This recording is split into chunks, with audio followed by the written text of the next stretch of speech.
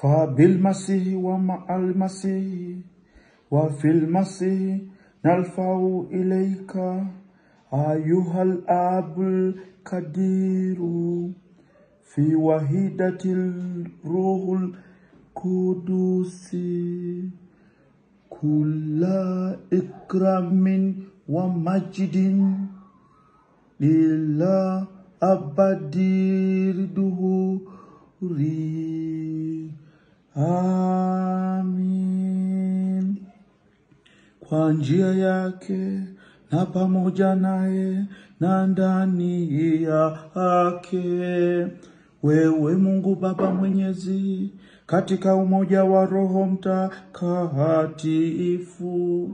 unapata heshima yote na utukufu milele na amilele.